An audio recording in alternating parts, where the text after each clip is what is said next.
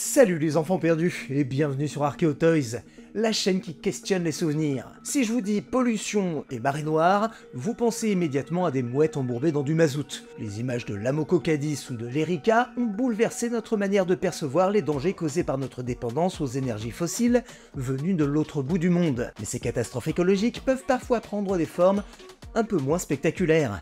Elles deviennent presque fun et insolites lorsque ce sont des jouets qui s'échouent sur nos plages. Pourtant, leur impact est réel. Aujourd'hui dans Archeo Toys, on va regarder le jouet d'une manière un peu différente. Imaginez-vous vous promener sur la plage et tomber sur des montagnes de Lego recouverts de coquillages et de goémons. Un rêve éveillé pour affole? Pas vraiment. C'est ce qui est arrivé début 97 dans le sud de l'Angleterre.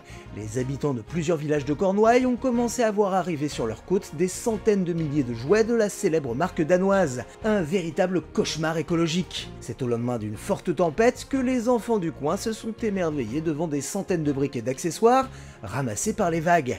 Et cette pêche miraculeuse semble se renouveler sans cesse. Une vraie mine de Lego! Ils ont beau remplir leurs seaux de dragons, de sabres de pirates ou de palmes de plongeurs, chaque marée charrie son lot de jouets bien briqués. Et pendant des années, tout ça va passer presque inaperçu. Les touristes en vacances en Cornouailles se surprennent un peu de trouver des Lego dans le sable, mais ça ne questionne plus personne. Il faut dire qu'à quelques milles de là, en direction du large, ce sont des dizaines de navires de commerce qui passent chaque jour. Principal moyen de transport entre les continents, la voie maritime n'est pas sans danger.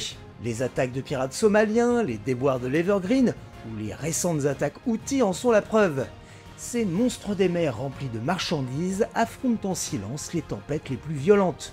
Et il n'est pas si rare qu'ils perdent une partie de leur chargement. C'est ce qui serait arrivé le 13 février 1997 au Tokyo Express. Ce navire de 287 mètres de long était en partance de Rotterdam pour rejoindre New York. Mais alors qu'il passe au large de Land's End, le capitaine du porte-conteneurs doit affronter une forte tempête. Son bateau est même frappé par une vague scélérate qui le fait gîter à plus de 60 degrés d'un côté, puis à 40 degrés de l'autre. Et ce sont plus de 60 conteneurs qui vont rompre leurs amarres et sont projetés dans l'océan. Le Tokyo Express est obligé de se détourner vers Southampton pour des vérifications.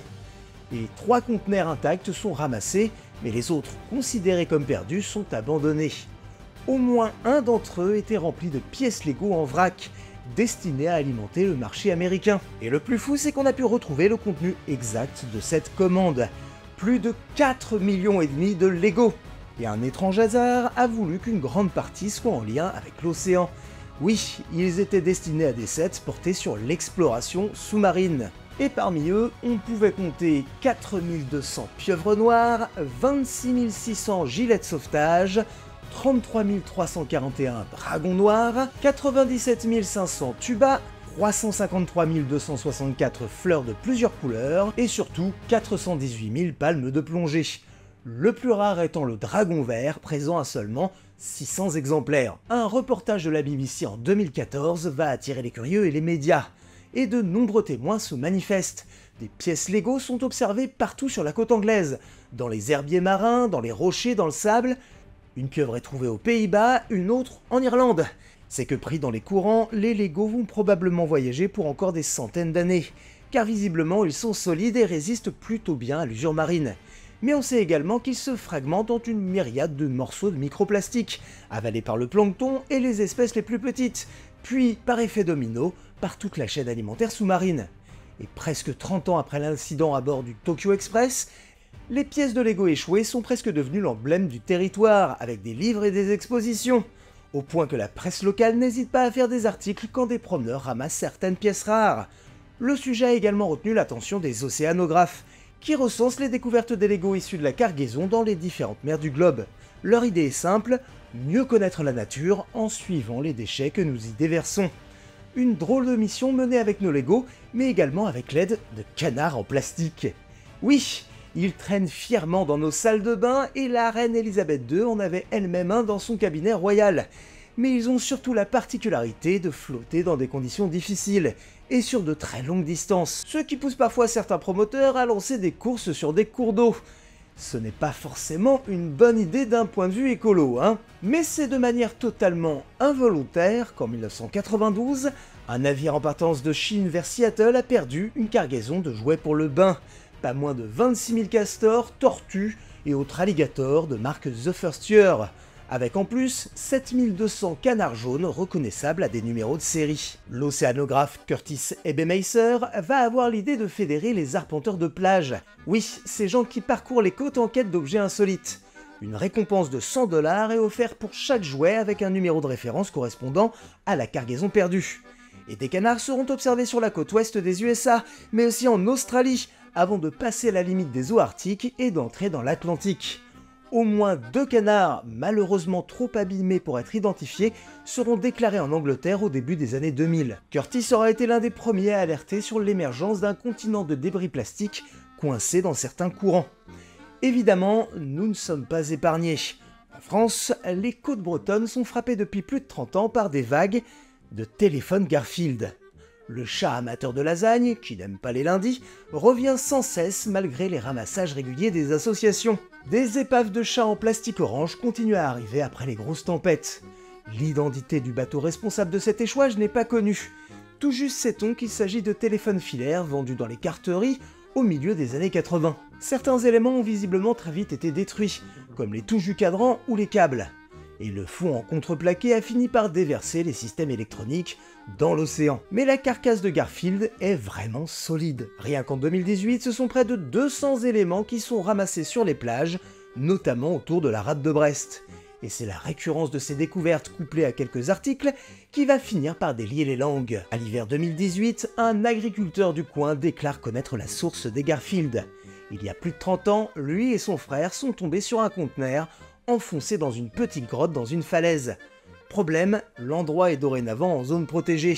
Et surtout, il est quasiment inaccessible une grande partie de l'année.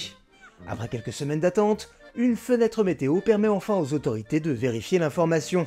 Et après une petite heure de marche sur les cailloux, ils parviennent à identifier l'entrée de la grotte, et à l'intérieur, des restes métalliques semblent attester la présence probable d'un conteneur. Mais celui-ci semble avoir disparu, et la marée remonte. Quelques jours plus tard, des bénévoles mettent leurs bottes pour retourner sur place et vont découvrir que le conteneur n'est plus dans la grotte, mais partout autour de la grotte. Le ressac et l'océan ont attaqué les parties métalliques et la plupart des téléphones Garfield se retrouvent sous des rochers de plusieurs tonnes. Mais le nombre de téléphones Garfield laisse à penser que celui-ci n'était peut-être pas seul. Oui, peut-être que d'autres conteneurs dorment encore quelque part entre d'autres rochers. Alors attention, ces déchets ont beau paraître sympathiques, il n'en reste pas moins des polluants avec un impact direct sur la faune et la flore. Il y a quelques mois, la présence de larmes de sirène sur la côte atlantique a alerté les autorités. Ces perles transparentes sont en réalité des billes de PVC utilisées par l'industrie. Leur petite taille les rend presque invisibles et particulièrement dangereuses. Alors si vous avez la chance d'aller à la plage, n'hésitez pas à prendre une paire de gants et un petit sac poubelle pour ramasser ces déchets qui sinon sont encore là pour quelques milliers d'années. Mais bon, d'ici là, y aura-t-il encore quelqu'un pour jouer avec des Lego ? Et vous, avez-vous déjà trouvé des jouets sur la plage ? Eh bien, dites-le moi dans les commentaires. Voilà, j'espère que cette petite vidéo vous a plu. Vous trouverez dans la description les coordonnées des associations qui se mobilisent pour la protection de nos océans, notamment Lego Lost at Sea, et puis surtout Harvey Lansou. Arkéo Toys, c'est dorénavant 2 vidéos par semaine, alors n'hésitez pas à vous abonner et à mettre la cloche pour être sûr de ne rien rater. Quant à nous, on se retrouve très vite, et en attendant, n'oubliez pas que vous avez été des enfants. Nous avons repéré le cristal. Envoyez le coffre-fort. Paré à plonger. Nous quittons la base. Attention, il y a des requins. Apportez vite le coffre. Coffre déposé. Hé, les requins s'emparent du coffre. Avez-vous le cristal?